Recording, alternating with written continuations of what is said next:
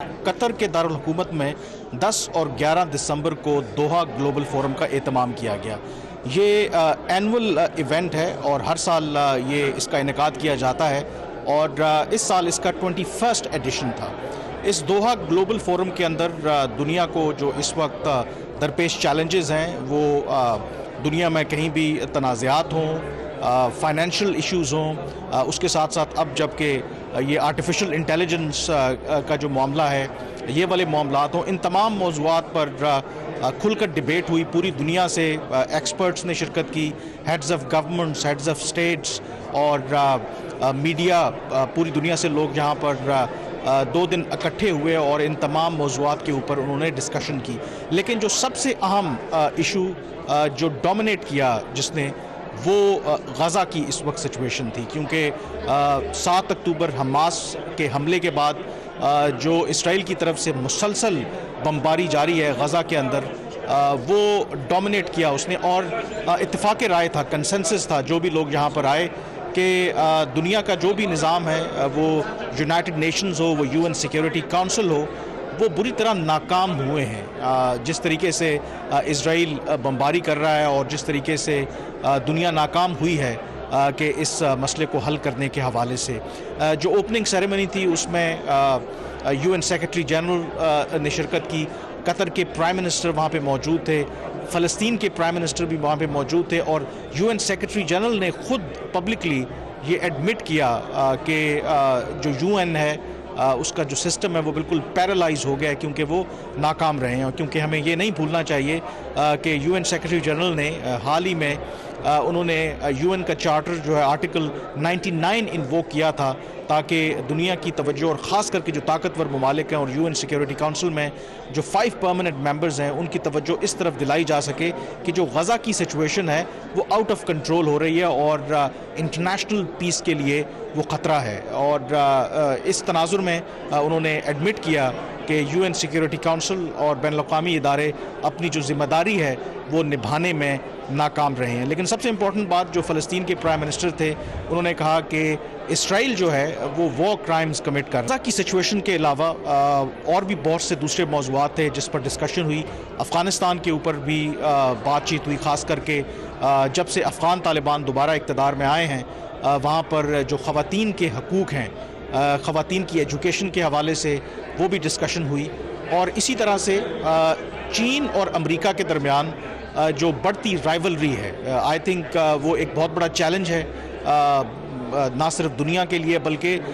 जो middle powers हैं। तो उसमें एक जो डिस्कशन थी यहाँ पर हुई, उसमें चाइना यूएस कंपटीशन और जो उसमें मिडल पावर्स हैं, यानी कि जिस तरह के पाकिस्तान और इस तरह के जो ममालिक हैं, उनको कैसे रिस्पॉन्ड करना चाहिए, क्योंकि चीन और अमेरिका के दरमियान ये जो बढ़ती राइवलरी है इसने मुश्किल में डाला है। ख़ास करके अगर आप पाकिस्तान जैसे मुल्क को देखें, पाकिस्तान के चीन के साथ एक स्ट्रेटिजिक ताल्लुकात हैं, जबकि अमेरिका के साथ भी हमारा एक लॉन्ग स्टैंडिंग रिलेशनशिप रहा है। और हमेशा से और ख़ास करके हालिया सालों में ये डिबेट भी चलती रही है कि शायद पाकिस्तान के ऊपर ये दबाव है अमेरिका की तरफ से कि वो अपने आप को डिस्टेंस करें चीन से। तो ऐसी सिचुएशन में पाकिस्तान और इस तरह के जो ममालिक हैं उनको कैसे रिस्पॉन्ड करना चाहिए, तो इस मौजू पर भी डिस्कशन हुई। और इम्पॉर्टेंटली इसमें पाकिस्तान की तरफ से जो 2 दिन ये डिबेट हुई, जो वाहिद जो स्पीकर थी वो हिना रब्बानी खर, जो पाकिस्तान की वज़ीर ख़ारजा रही हैं, उन्होंने इसमें शिरकत की और उन्होंने इस हवाले से किस पर्सपेक्टिव का इजहार किया। ये वो इस दोहा ग्लोबल फोरम ये एक रिफ्लेक्शन है कि कैसे कतर एक छोटी सी रियासत है और उसका जो आप कह सकते हैं कि जो असर और रसूख है वो कितना ज़्यादा है। और इसमें जो इम्पोर्टेंटली अगर आप देखें, जो हाल ही में जो एक ह्यूमैनिटेरियन ट्रूस यानी कि वक्ती तौर पर जंगबंदी की गई थी गज़ा के अंदर, उसमें जो सबसे इम्पोर्टेंट रोल प्ले किया वो कतर ने रोल प्ले किया, कतर ने ही मीडिएशन करवाई। और कतर जो है एक छोटा सा मुल्क है और ये आई थिंक हमारे पाकिस्तान और हमारे जैसे मुल्कों के लिए एक बहुत बड़ा सबक भी है कि एक छोटा सा मुल्क होने के बावजूद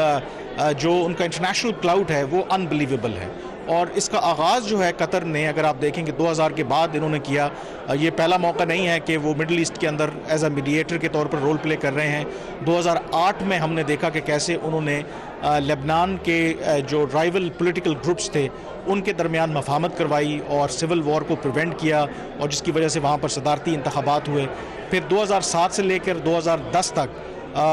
जो कतर है वो रोल प्ले करता रहा। जो यमन के अंदर हूती जो बागी हैं और वहाँ की जो हुकूमत थी उनके दरमियान ये मुज़ाकरात करवाते रहे। फिर इसी तरह से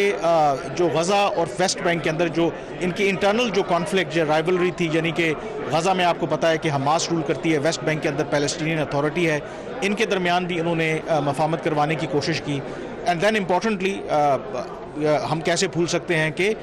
जो अफ़गानिस्तान की जो सारी एंड गेम थी, जो विड्रॉल प्लान था, उसकी जो दोहा अग्रीमेंट दोहा में ही हुआ, और जो अफ़गान तालिबान का पॉलिटिकल ऑफिस था वो कतर में ही मौजूद था, और उन्होंने फैसिलिटेट किया उस दोहा डील को, जिसके नतीजे में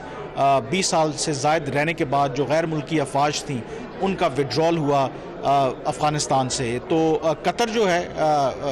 इट्स एन अनबिलीवेबल कंट्री, छोटा मुल्क होने के बावजूद जिस तरीके का रोल वो प्ले कर रहा है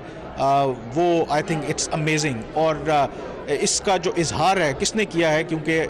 इस दोहा ग्लोबल फोरम पे हमने देखा कि जो साबिक अमरीकी सदर ट्रंप के close aide senator Lindsey Graham उन्होंने भी शिरकत की, और मैं उनके कमेंट्स के साथ आपको छोड़े जा रहा हूँ कि कैसे उन्होंने जो कतर का जो रोल है, जो राइटली लोग कहते हैं कि Qatar has often punched above it's bag, तो जो लिंडसे ग्राहम हैं उनके इन रिमार्क्स के साथ मैं आपको छोड़े जा रहा हूँ, जो उन्होंने